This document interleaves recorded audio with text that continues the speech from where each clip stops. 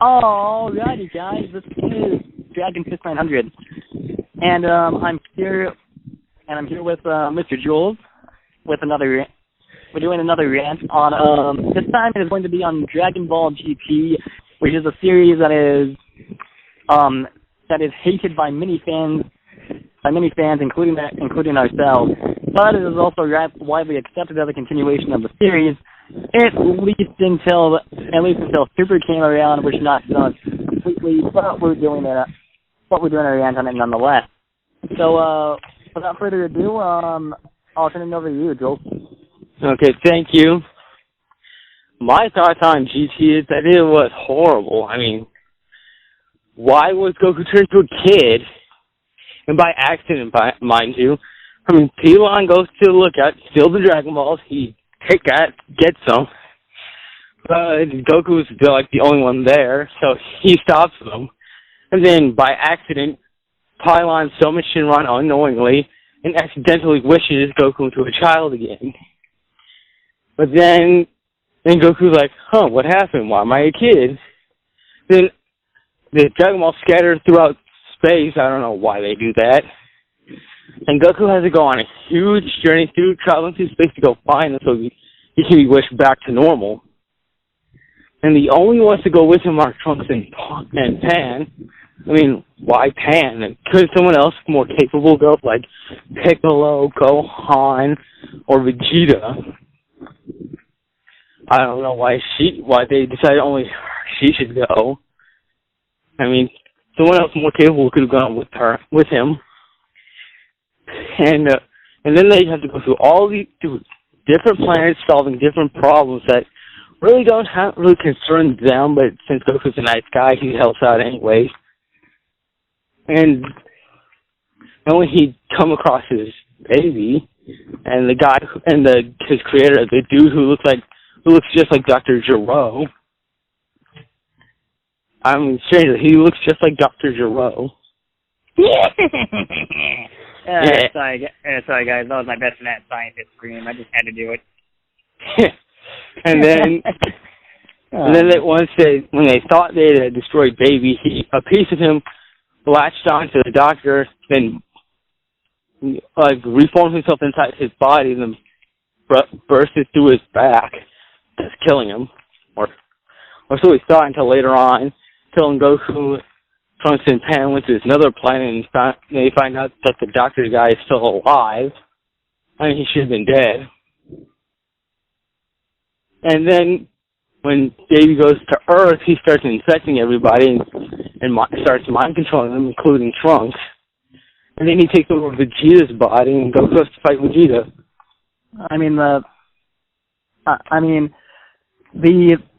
Okay, so the concept of the team up. For me, the concept of the team up was really poorly executed because the writers really didn't. They could not have formed a worse team, in my opinion. Okay, so we as Dragon Ball fans, especially near the end, love seeing Goku and Vegeta together because that was like the standard. Okay, so Trunks, I don't really have a problem with going. The only thing, though, is the only issue I have is Pan. I know. Trunks is okay. He's cool. He's strong enough. He can keep up with Goku. But Pan, she's like 1/3 Saiyan, and she's not very. She hasn't been trained all that well, and she's not very that strong. When you compare the Japanese and the Funimation dubs,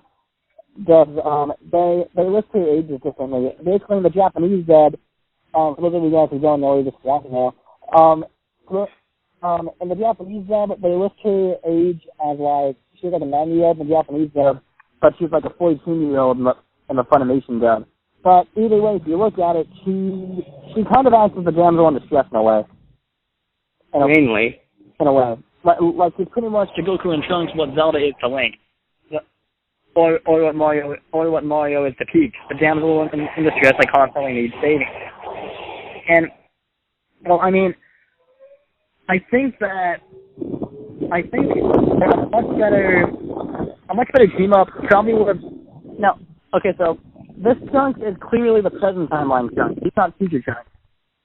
But if it was future chunks, I think that the series would have been much more serious. Yeah, I mean, he would have been much more stronger.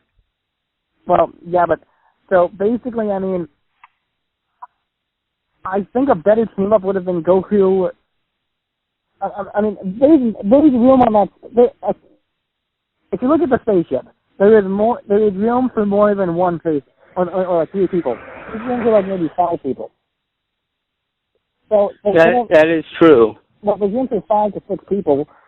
So if you think about it, you could have brought that. Goku could have brought the best fighters from Dragonball Z with him. He could have brought Vegeta. He could have brought Gohan. He could have maybe he could have even brought Goten. Or Tien or Piccolo. Somebody close to their strength and power level. Oh my God! They treated Piccolo horribly. They treated Piccolo like crap.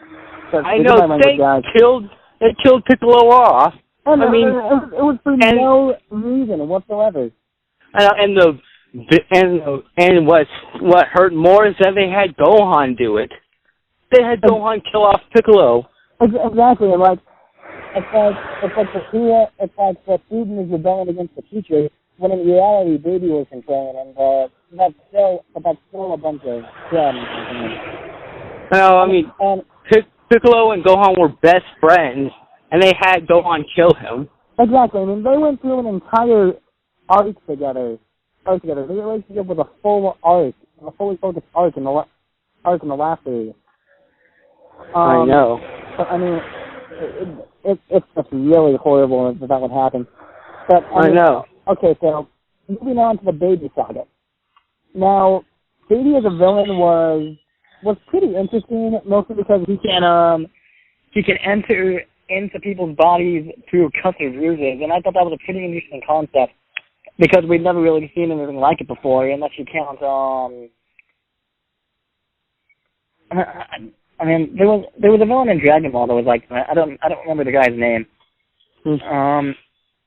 I forgot too, but yeah, but then he took over Vegeta's body. This is like the second time Vegeta has been possessed by someone else. Bobbity, that's what I was thinking. Yeah. Of. But I mean, yeah, Bobbity. But I feel that the execution could have been better. I mean, why not? I mean, instead of taking over Vegeta, why not just take over Goku? Exactly. I mean, no one could stop him. Exactly, and like, I mean, honestly, okay, so Goku's fight with Baby Vegeta was arguably Super Saiyan 3 Goku's fight with Baby Vegeta was arguably one of the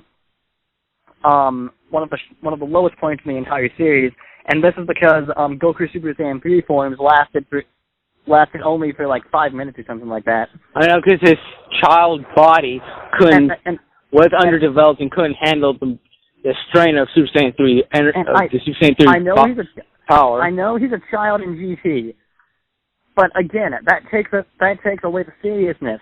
I mean, okay, so if they had him remain an adult, like, okay, so let's just say that Pilaf, okay, so instead of changing himself instead of changing Goku into a child, he wishes to have his youth restored. I mean, King Piccolo did that, and that did wonders for him. But I mean, if they had kept Goku as an adult, the seriousness would have stayed intact, and I really think the series could have been far better than what it was. I know. I mean, that series was a complete train wreck. Now, Oob made an awesome return as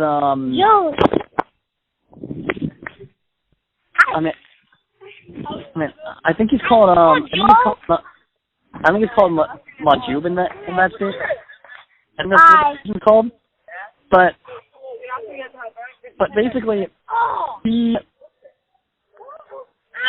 doesn't really make that much of an impact, although I think that he should have been much stronger than what he was, even though he's not a Saiyan.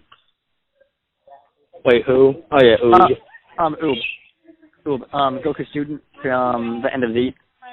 Yeah. And then the one that fused it. Then he fused with Boo and became like Super Oob. Or Majin Oob. Majube. Majube. I mean, Majin Oob sounds better. Yeah, that does. Although I do like the fact that the name is basically a reversal of Boo. I know. I mean, I know, Boo, Oob. Yeah. Oh, Boo, woohoo! Oh, Boo, woohoo! Yeah, but, so basically, so Majube doesn't really make that much of an impact, and in the next episode, Goku, we see Goku transforming into a Super Saiyan 4. That was a game-changing moment in the series. Well, before that, he was a super great ape. Oh, yeah. That was kind of funny, though. I mean, he was able to only turn into that because he looked at the Earth. I mean, the transformation itself isn't really... It's not developed well. I mean, at least in Dragon Ball Z, at least in Dragon Ball, it was explained how the Great Ape came about. I know, I mean... In this series, Goku just looks at the Earth, and then all of a sudden he's a giant golden monkey. I mean, yeah, I mean, his tail should only react to the moon, not the Earth. Exactly. Well, and I knew Goku had a deep passion to protect the planet he loved, which I guess was the reason why his tail caused him to react to the Earth being like a moon to whatever planet they were on. Yeah, but I mean...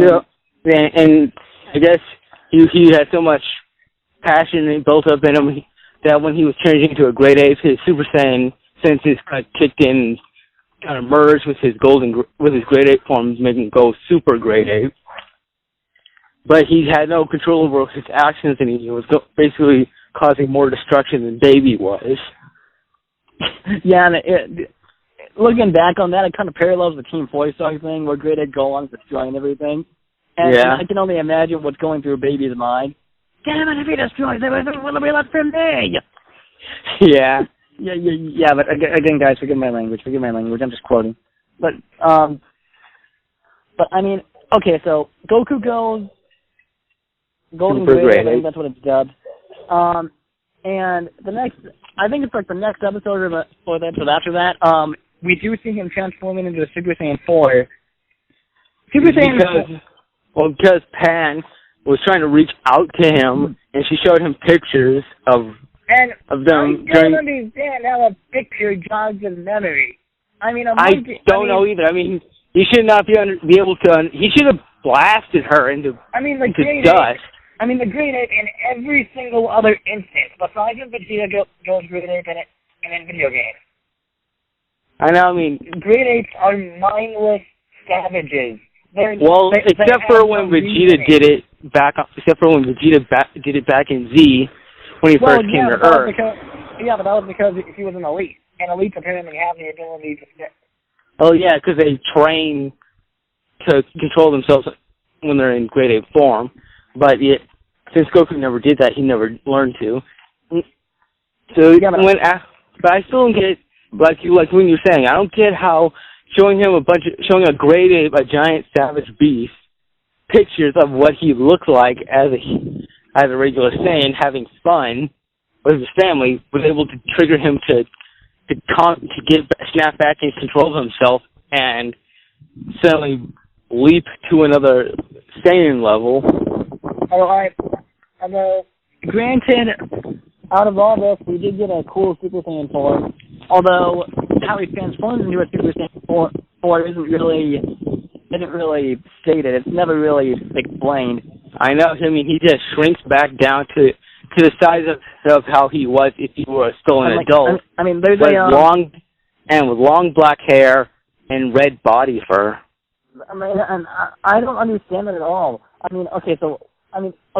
Super Saiyan 4 looks cool. Nothing against it, but I had a few.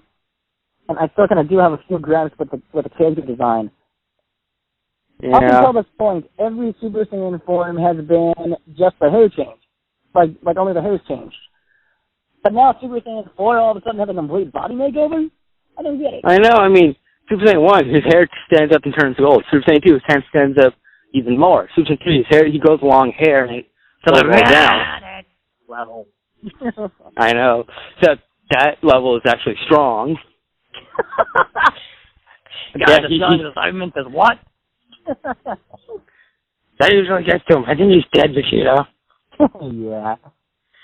But Super Saiyan 4, his hair turns back to its original black color, and he grows, kind of like pinkish body fur, and his eyes turn yellow, and he has pupils. Yeah, another thing I don't really understand is, like, his voice kind of gets more gravelly.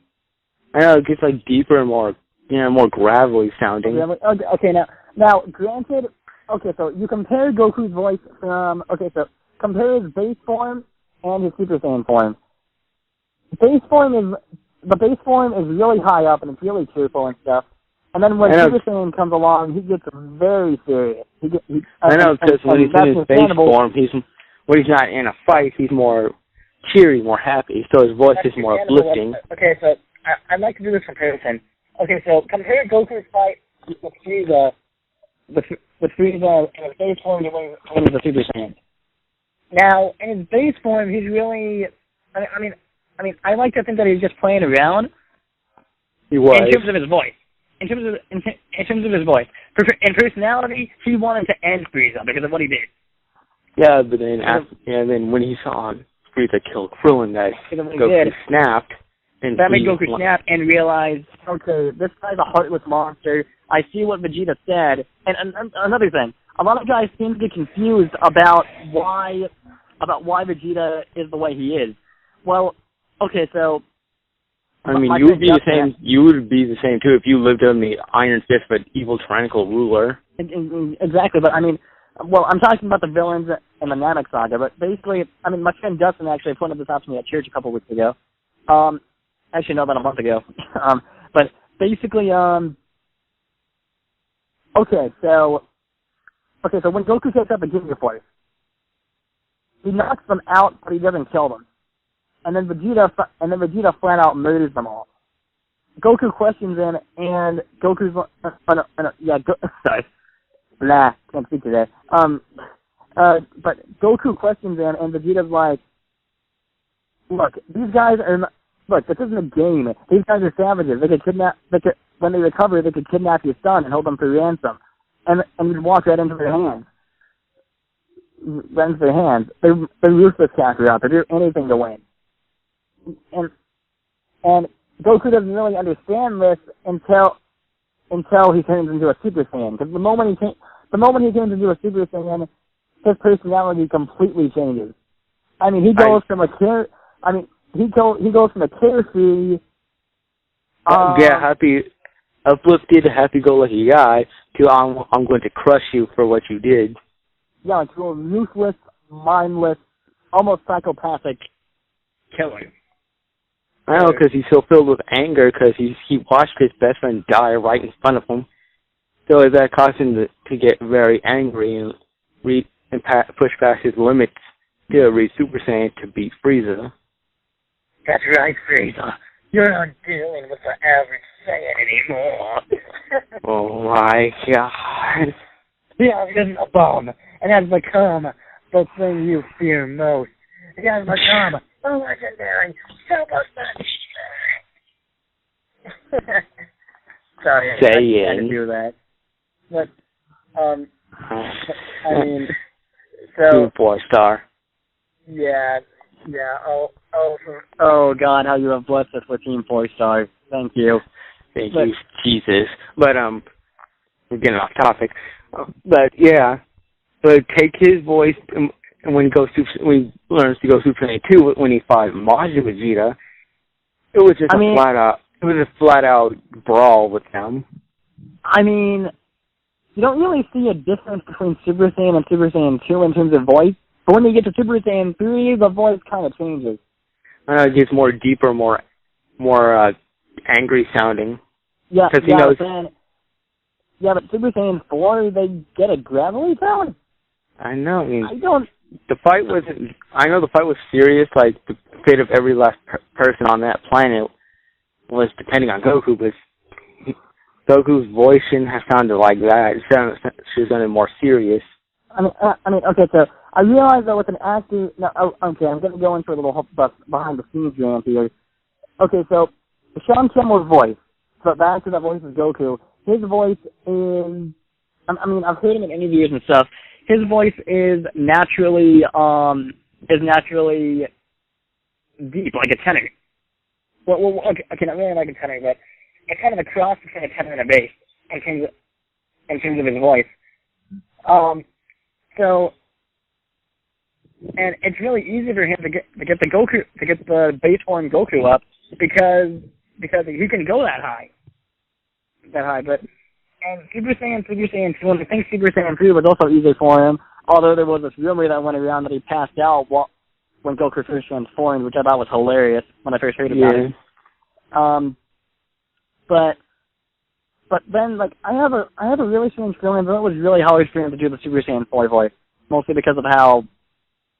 I mean, it's not as deep as the other forms, but just the gravelly sound is what hurts me. Yeah, that must hurt his throat. Although, granted, they could have had him record while he had a cold or something like that, but that wouldn't be very sanitary.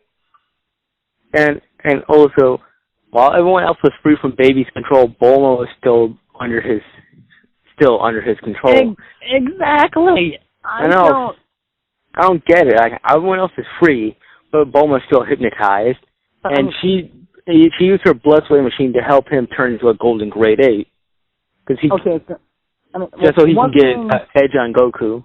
Okay, so one thing I really had a problem with, though, was Vegeta. Vegeta is way too strong of a character, especially after the Buu saga. He would not allow himself to be controlled. And granted, I know. He fought Babidi's control when he was in the fight with Goku. But that was only because he wanted so desperately to fight him that he thought that there was no other way. But yeah, so off that topic. So we move on to the Shadow Dragon saga. Now, the Shadow Dragon saga was, without a doubt, it could have been the best arc in the entire series. It could have. The problem, though, is how it's executed. All of the Z-Fighters basically are waiting for Goku and Pan to just kill all the Shadow Dragons. They aren't doing anything to help out. It would have been awesome to see... I don't see Krillin, Yamcha, Tien, Piccolo. No, not Yamcha. No, not Yamcha. But see everyone help out. Out there, but we think he's the equivalent of a Cyberman, which he kind of is. Yeah. I mean, he got killed by one. I don't know what fan base he has in the actual series itself, but I'm just calling out my translation out here.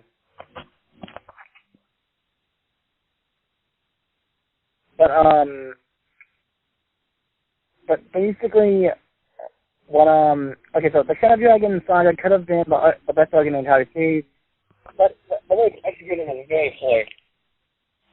I mean, and when Goku was fighting Nova Shinron, Nova Shinron actually could have joined the Z Fighters.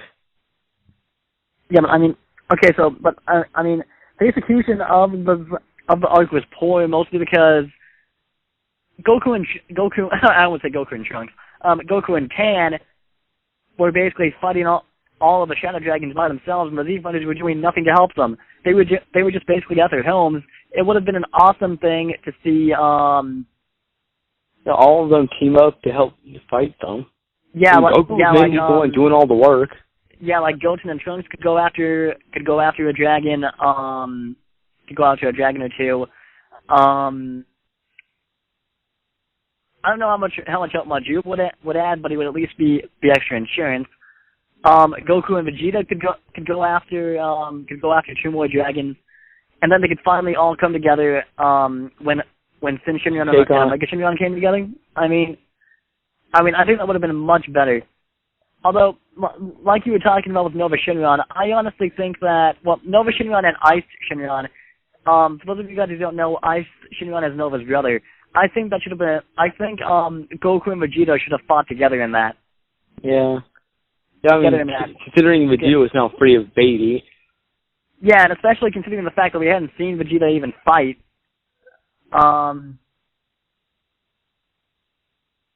Besides the Super 17 saga, but he didn't really fight in there. He was just getting pushed around like a rag doll. I know, but and also they didn't even have Vegeta learn Go Super Saiyan 3 or Super Saiyan 4 by himself. He needed the aid of a full blood sway machine to help him go Super That doesn't Saiyan 4. make any sense whatsoever to me. Although I do like the fact that he does make an appearance. I like that. But yeah, but then his hair turns brown. I mean, his hair should be black. And he also gets jeans. I don't get that. I know. No, he doesn't wear his Saiyan armor anymore in GT. I mean, he completely didn't wear it. Well, I mean, that kind of makes sense in a way because although not really for GT, but if you watch Z from beginning to end, Vegeta wears less and less Saiyan stuff. Oh yeah. And then like by the end of the series, by the end of Dragon Ball Z, he's not even wearing his face on his Saiyan armor anymore. Although I think he still wears gloves and boots, but I don't really know. I forget. It's been a while since I've seen the boots, I guess. But I mean, although I do like the fact that the Super Saiyan 4 Gogeta makes an appearance. I do like that. I mean, I know, but I don't get why Super Saiyan 4 Vegeta, his hair turns brown. Honestly, no. And his eyes turn like a greenish color. Yeah, I know. And another thing, Super Saiyan 4 Gogeta. Oh my God, does he look bad? I know his hair turned red. I know. Why does his hair turn red? I know, and I mean, a fun fact about the fusion characters, guys. If you watch the Ocean dub, the first dub of Dragon Ball Z, although granted they didn't do GT because by the time GT came around, they didn't have any money. They didn't have enough money to support the cast. So the dub was officially dropped after. I mean, it's impossible to find any episodes after the Saiyan saga, but you can find clips from episodes of the Ocean dub, and I found this fact out by watching Vegeta was born from the Ocean dub and comparing it to the Funimation dub.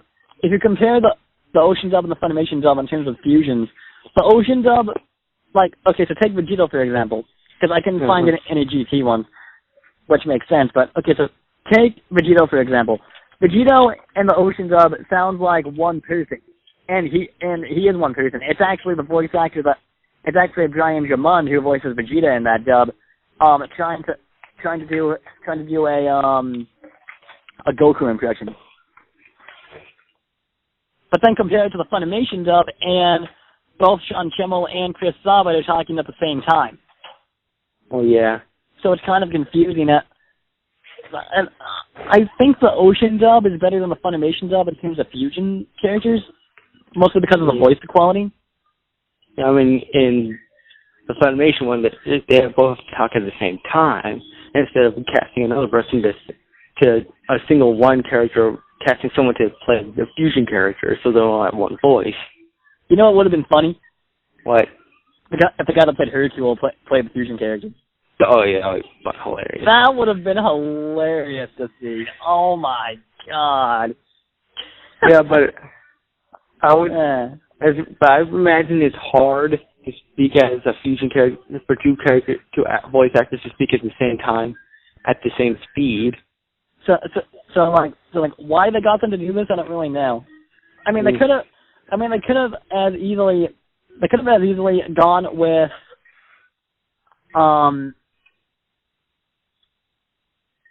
they could have easily gone with Sean Kimmel and just had him speak naturally, because I don't really think he speaks naturally on the show.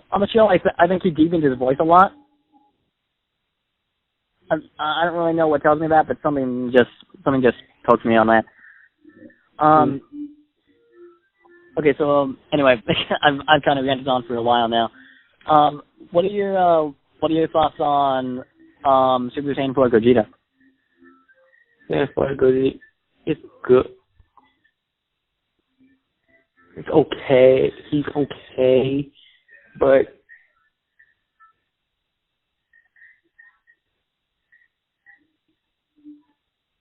Okay, so Super Saiyan 4 Gogeta becomes the most powerful fighter in all of Dragon Ball history, at least until GT is taken out of canon, but that's a whole different story. But it wasn't really... the fight between him and Omega Shenron was extremely short-lived. It was extremely short-lived because he was just toying with him. He wasn't fighting seriously. But yeah,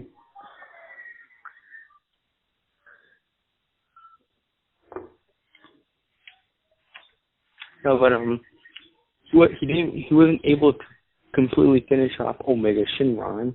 But that was mostly because because they used so much power, because Gogeta has so much power in Super Saiyan 4, the time limit is split in half. But that's no excuse for not being able to finish him off. Okay, he gets one big bang Kamehameha.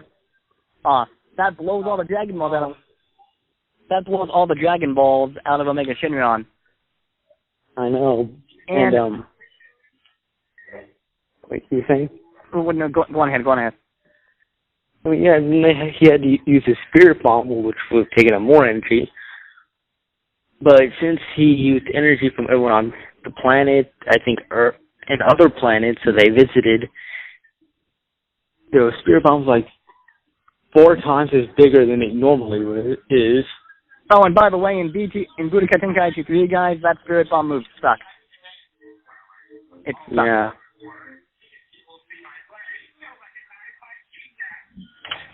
I know, and if you use that move, it always keeps missing. Yeah. They could have written GT better. Exactly, but okay, so on an overall overview of it, when you compare Dragon Ball GT to Z, it really doesn't live up to its predecessor. It really doesn't.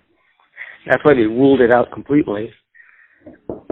Yeah, the only good thing that we got from GT, in my opinion, was Super Saiyan 4. That's the only good thing that we got. Yeah. Although, granted, Super Saiyan 4 is probably going to be non-canon now, but... Well, it was when GT first started.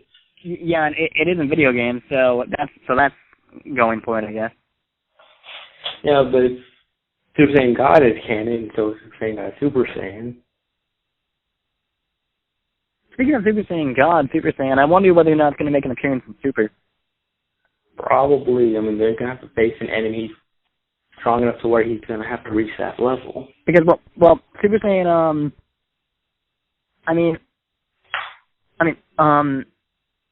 okay, so for those of you guys that haven't seen Dragon Ball Super yet, well, Jules included, at least I think, Dragon Ball Super at this point has basically been a retelling of Battle of Gods. The only difference is that, there were a lot more comedic moments. There's a moment where Vegeta actually goes on a family vacation with Bulma and Trunks. And I actually posted about this on my Facebook page. There's a few screenshots of it. I'll leave a link to my actual Facebook page in the description, guys, so you can check it out if you want. Although I think you're gonna have to scroll through my newsfeed a little bit because it's been a while since I posted that. But basically, okay, so Vegeta going on a family vacation. It's so out of character, but at the same time, it's welcome. I know. You never paid Vegeta to go on a family vacation. We always expect him to do is just train. Yeah, but it's such a breath of fresh air to not see him training or threatening anybody. I know. Yeah, and also, guys, there will be a link in the description as to how you can watch Dragon Ball Super. It's on kissanime.com /D/Dragon Ball Super. It should be in the description below. So that's how you can find out how to watch it, Jones, if you haven't. Anyway, guys, this video is going to be long enough as it is. So, Jules, what are your thoughts what are your final thoughts on GT? I just Kyo Toriyama should have took over. He should have made it how Dragon Ball Z was, and that's how GT could have been canon and could have been better. I mean, well, to me, GT, if GT had a manga based off of it by Toriyama himself, then like you said, it would have been canon, and it would have been much better in my opinion. Especially if they had included the team up like